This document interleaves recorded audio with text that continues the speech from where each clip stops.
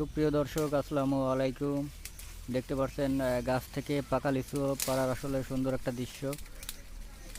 দেখতে পাচ্ছেন গাছ থেকে লিচু ভাঙা হচ্ছে মূলত আসলে হাটে নিয়ে বিক্রয় করার জন্য। পাকা পাকা লিচু দেখতে পাচ্ছেন আপনারা, গাছ থেকে ভাঙা হচ্ছে। এই লিচুটা হলো আমাদের ফরিদপুরের লিচু। এখন ফরিদপুরে প্রচুর পরিমাণ লিচু চাষাবাদ আসলে হচ্ছে, সেগুলো এখন ভাঙা হচ্ছে হাটে নেওয়ার জন্য। দেখেন পাকা পাকা পাকা পাকা লিচু গাছ থেকে ভাঙা হচ্ছে। এবছর আসলে প্রাকৃতিক দুর্যোগ বলতে পারেন, অতিরিক্ত খরার কারণে লিচুর ফলন যদিও অনেক কম আসছে, তারপরেও আলহামদুলিল্লাহ যা আসছে মোটামুটি ভালোই। সেগুলো এখন আসলে ভাঙা হচ্ছে। দেখতে পাচ্ছেন মোটামুটি লিচুর ফলন কম,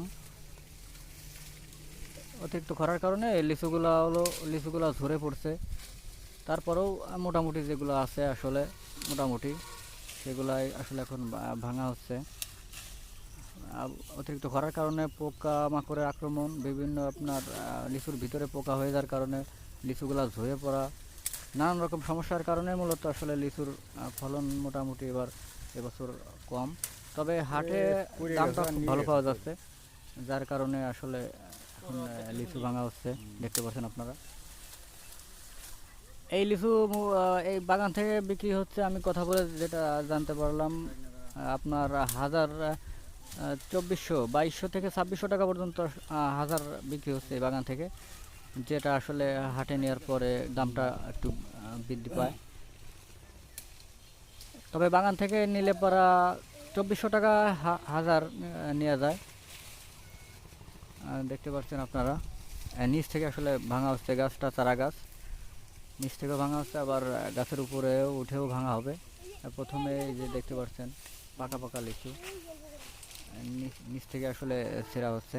লিচু ছেঁড়ার আসলে একটা অন্যরকম একটা ভালো লাগা কাজ করে।